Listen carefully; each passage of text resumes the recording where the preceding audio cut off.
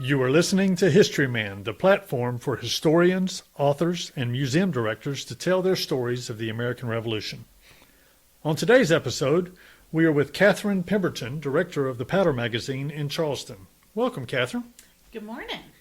So before we get started, Katherine, and as you tell us a little bit about the Powder Magazine here in Charleston, I want to give a shout out to some of our affiliates. SouthernCampaigns.org specializes in the history of the Southern campaigns of the American Revolution. Long Gone LLC on Facebook specializes in genealogical research and battlefield interpretations in Camden, South Carolina. So, Katherine, I tell you what, we got down here to Charleston, and they don't call it the Holy City for nothing. I mean, you just get in here from a historical standpoint. I think I mentioned this. It's kind of a cornucopia of history in America, isn't it? It absolutely is. There's so many layers here.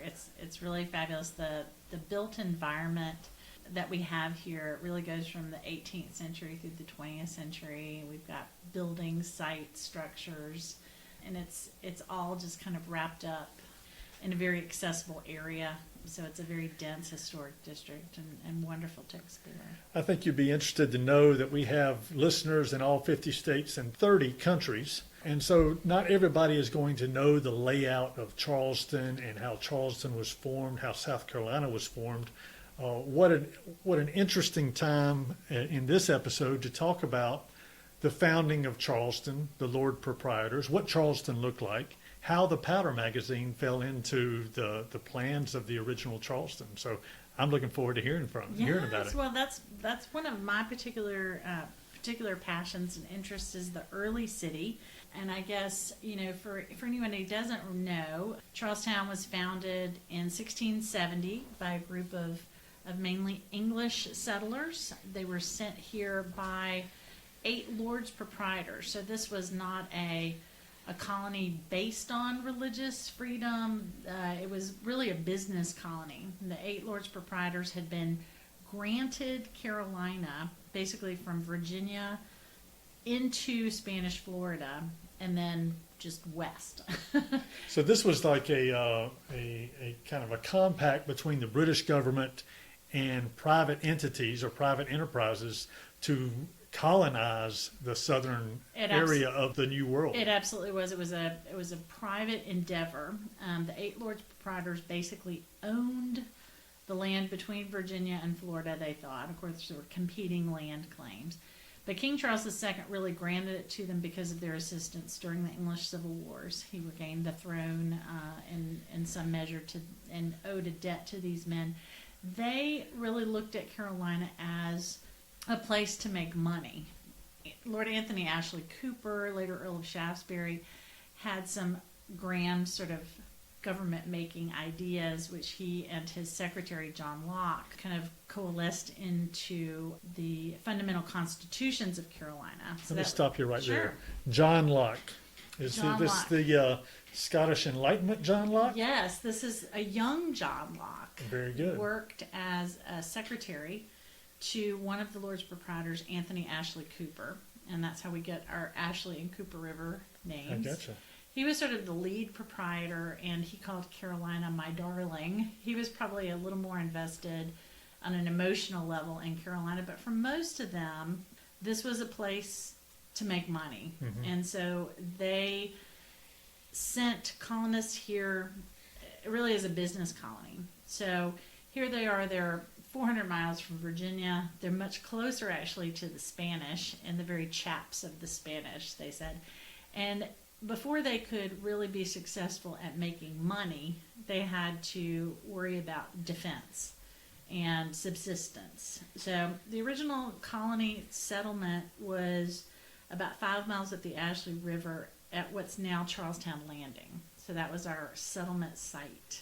I think it would be important before we get into the actual settlement site to talk about how far these land grants extended for these Lord Proprietors, knowing that there were competing nations for this new world, including Spain, as you said, down in Florida, and France. To the west. Yeah. But the king decided that he's going to at least put on paper that he was going to claim from the coast all the way to where? and gave the Lord proprietors. How far west would you go? Potentially, as far west as it went. They didn't know. So, some of the tour guides today will joke that parts of California and New Mexico were originally technically Carolina. That was a pretty big effrontery of the king to claim all that, wasn't it? It was, but it really comes down to who's going to be, with all these competing land claims, who's going to successfully occupy and defend the land is what it comes down to. All right. And so you're only going to be able to occupy and defend, small amounts at a time. So the Carolina colony is really honed in on what's now Charleston, and then kind of spreads out from there. What were the real threats at that time when they first occupied this area? I think the Spanish were the major threat. Okay. I think it's no accident, actually, if you've ever been to St. Augustine and you've seen their wonderful Castillo de San Marco, which is made out of the stone fortification that they have there. It's begun construction in 1672 when the English are landing here in 1670. So there's fear on both sides. And early on, depending on if England is at war with France or Spain or both, you might have a ramp up in the Carolinians going down to St. Augustine, which they did in 1702, laid siege to the Castillo, burned the town when they couldn't take the Castillo, so they sacked St. Augustine, came back to Charleston in 1706. 4 years later, the combined French and Spanish fleet are sailing into Charleston Harbor to take Charleston.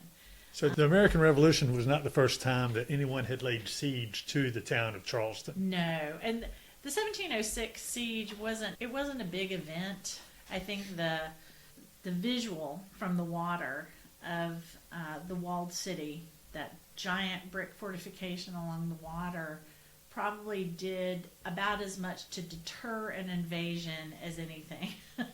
There was a lot of bluster and some skirmishes, but it really did its job. So when you come to Charleston now, you talk about those fortifications that were imposing as people would come into the harbor. They're not there anymore, are they? Right, No. exactly. I mean, so you're saying, prior, as we got ready for this episode, you're saying that Charleston was made in a walled city. Exactly. Was like the original walled city in the Americas, or what? Well, Spain had a walled city in Okay. St. Augustine, with around the Castillo and surrounding the town. Charlestown was the only English walled city in North America. And then the other major one is really Quebec, which is French, in what's now Canada. And so those are kind of the three. And when we say walled cities, we mean a completely encircled walled city, not just fortifications like Wall Street in New York, but those completely encircled fortifications, walled cities with a drawbridge, with moats. You had a drawbridge. We had a drawbridge in Charleston, exactly. So, you had ramparts, or you yes, had entrenchments, and earthen and A wooden moat? walls on three sides, and a brick seawall and curtain wall with bastions on the water side. So it was a pretty major affair. As I was telling you, the British really settled here in 1670, about 5 miles away from here on what's now Charlestown Landing State Park, Albemarle Point. Within 10 years, they've moved to the peninsula of what's now Charleston, and they've set up a walled city on about 62 acres of high ground, sort of shoehorned in between two creeks to the north and south, and they've started construction of a wall.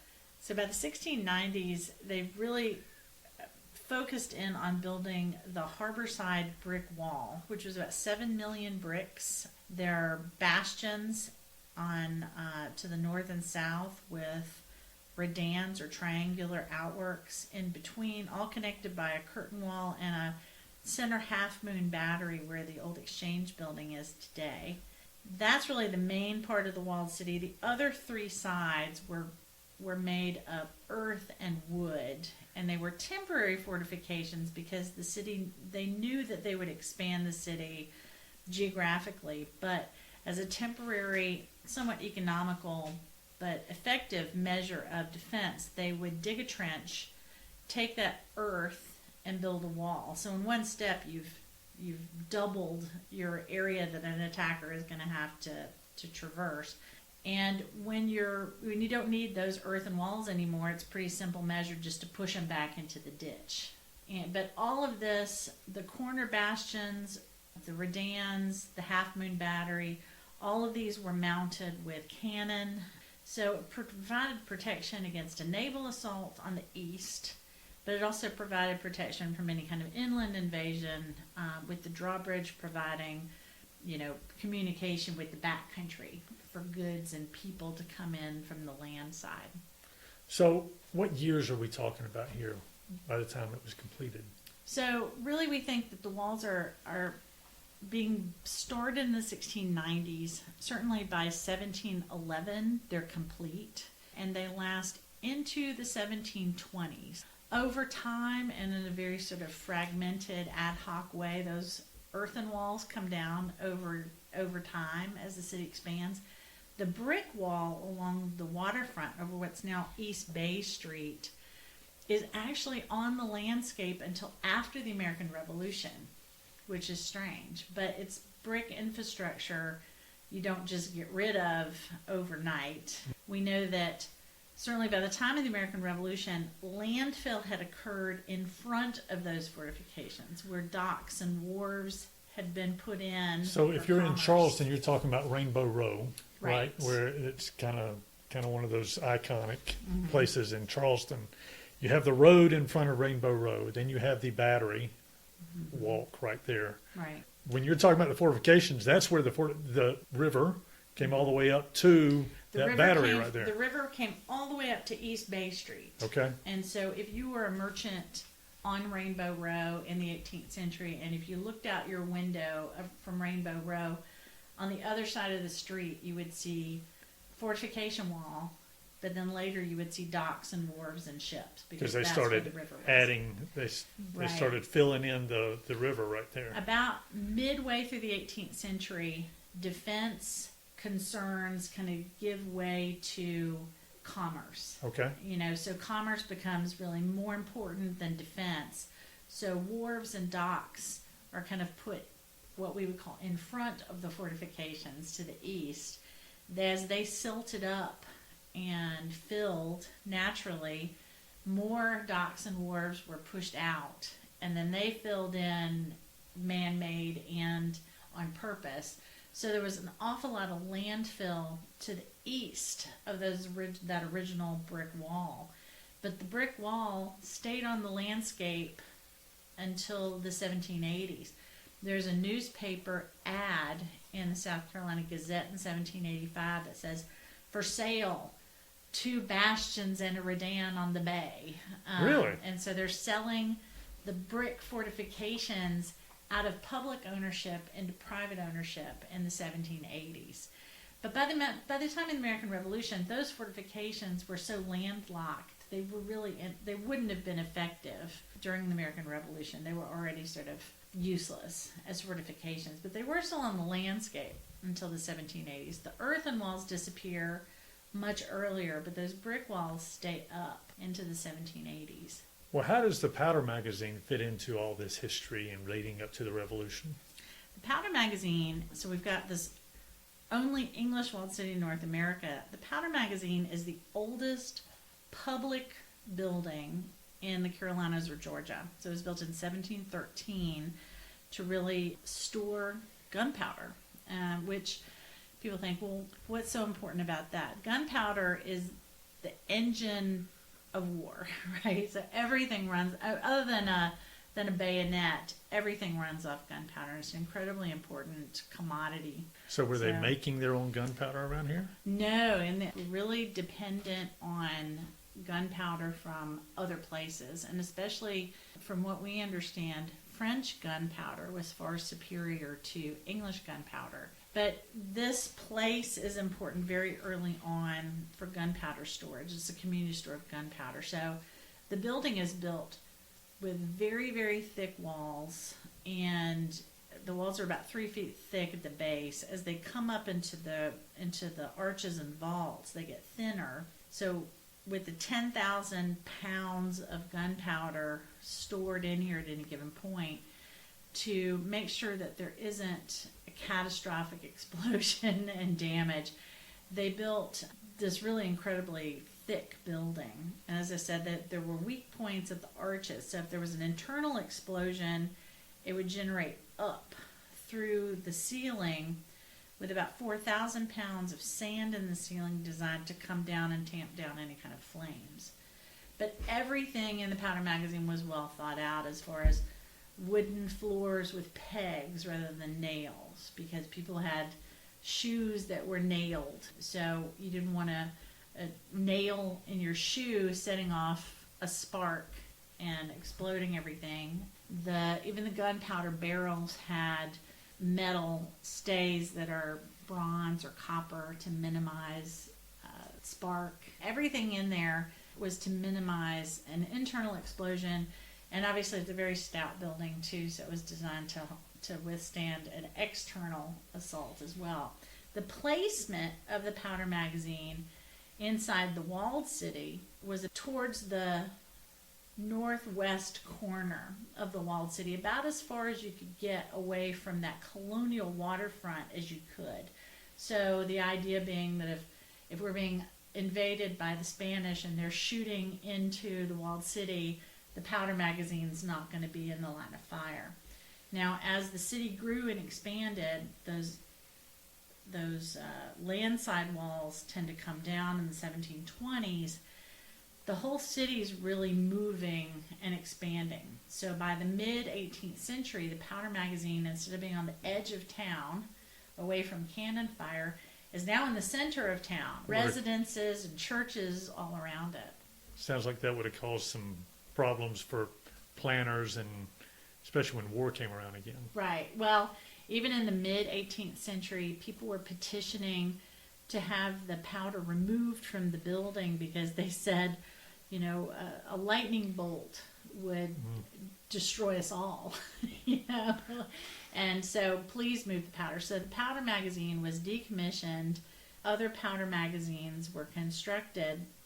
And so for a long time, this is sitting empty until the American Revolution comes around and it's recommissioned once again as a powder storage. Wasn't there a story about someone dying as a result of an explosion at a powder magazine in Charleston? Yes, and I believe that's after the British take the city in May of 1780. There is, at the new powder magazine. So it's not this one? Not this one. Okay.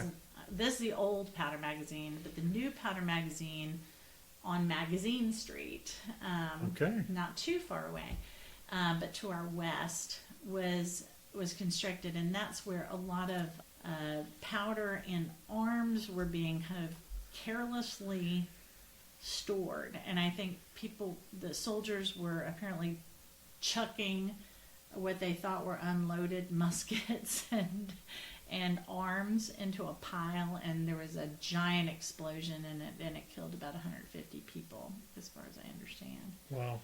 There was a giant mess with gunpowder, but not here. As you walk up to the powder magazine here in Charleston, right off of Cumberland Street, which was not around during the Revolutionary War, was it?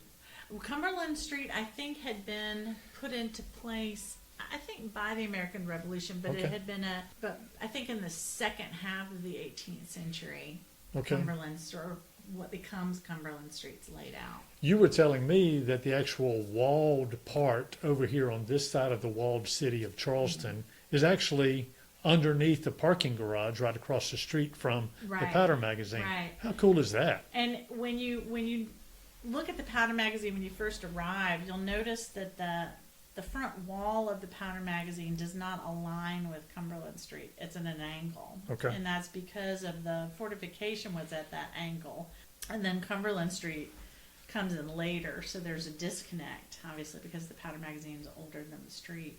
But yeah, we do think that that northern wall between the Powder Magazine and the creek that became the city market, that line of earthen fortification is now under the county parking garage, unfortunately. So the creek itself, you say, is on Market Street. Is that why Market Street floods all the time? Yes, absolutely. And then you have on the other side of the walled city, you have another creek that was filled in, and that became Water Street. It did. It did. Isn't that interesting? So they sort of shoehorned in this walled city in between these two major creeks, using the sort of natural elements that were already there as additional means of defense, which I think was really smart. And on the west line, which is now present day Meeting Street, they just kind of connected everything up, and at the center of that, what's now Meeting Street earthen wall, they centered a drawbridge at what's now the corner of Meeting and Broad, which we call our Four Corners of Law. Okay. And the Four Corners of Law, if you ask the Charlestonians today, they will say that's the center of town. But between the 1680s and the 1720s, that was the edge of town. So you can get a sense of how much the city's grown and expanded over time. But within the walled city, our fortifications are basically off the landscape. The Powder Magazine is all that remains above ground of this great early walled city fortification system. Underneath the Exchange Building at the other end of Broad Street, opposite the drawbridge, underneath the Exchange Building, there's one piece of the Half Moon Battery, or that brick fortification in the basement that the public can still see. But for the most part, it's not on the landscape anymore. And I think Charlestonians and visitors and most people don't know about the walled city because it's not on the landscape. Right, And it's right. easy to kind of skip over, Right. but we're trying really hard to bring more attention to the walled city because it was foundational. When you visit the area where the walled city was today, you'll see a much more dense area of construction. It reminds visitors of kind of an English walled city or a European walled city. Houses close together. You mentioned Rainbow Row. That tight-knit kind of construction of Rainbow Row is part of the legacy of that walled city. So tell us a little bit about what people will see when they come to the museum here. I know that there's two huge cannon out in front of it. I know Right. the guys or the boys that come up, the school children, I'm sure the boys just love that. They do. Y'all were telling me that even the girls, when they start understanding some of the stories behind the cannon crews, that they understand that, they get excited about that too. You come into the museum, there's a diorama of the walled city and some of the other history, whether it be pirates or the Lord Proprietors or whatever. That's all part of this small little museum that is just filled with all sorts of history. Tell us a little bit about what the visitors will see when they come. Well, we really focus on the 18th century in Charleston and try and tell the story not only of the early colonial, because this is a very early colonial building, 1713.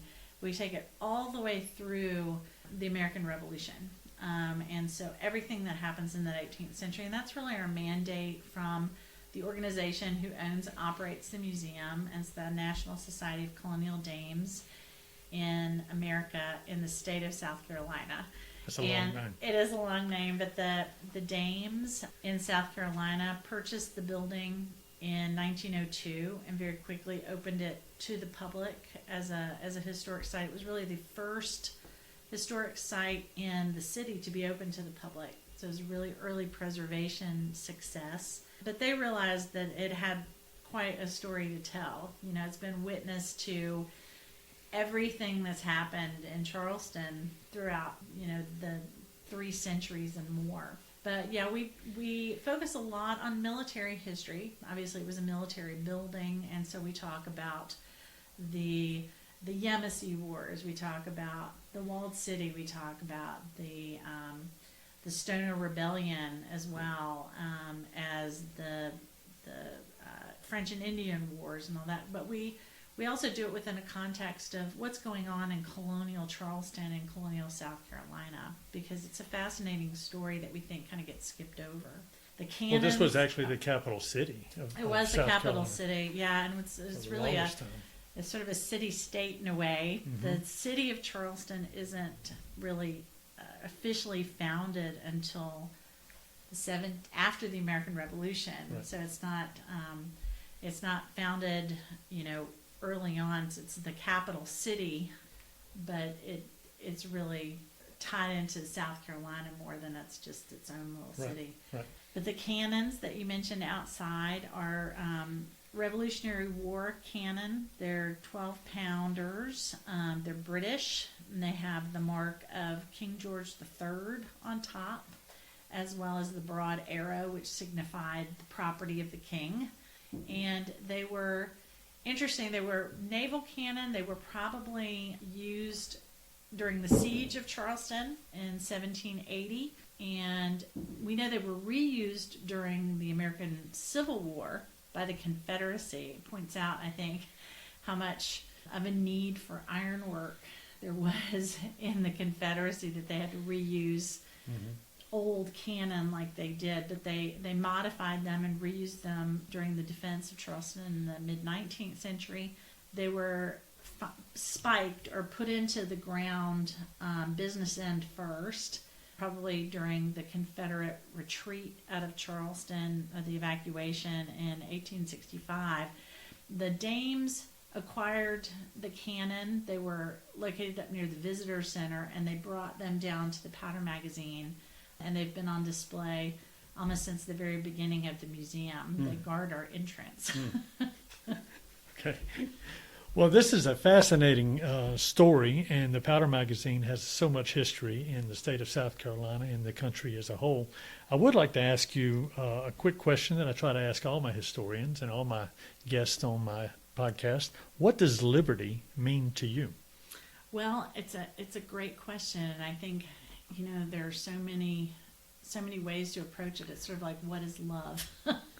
I think there are probably many definitions. The thing that comes to my mind right away is it's freedom, but it's not just an uncontrolled freedom, or it's not chaos and it's not anarchy, but it's the freedom for a people, not just individuals, but for a people, a collective people, to make their own way and to control their own destiny, I think. And that's the definition of liberty comes out of the American Revolution with that, I would argue, greatest generation of patriots who kind of begin the American experiment and democracy. Well, tell us a little bit about some of the annual events you have going on here. We generally have always hosted a great deal of school children. That's been somewhat pulled back in the last couple of years with the pandemic, but we have a number of events kind of on our usual calendar. We have lecture series. We're going to have a Zoom lecture series coming back up in the spring, probably in May. We have a annual Charleston trivia contest that'll be coming up in February of this year.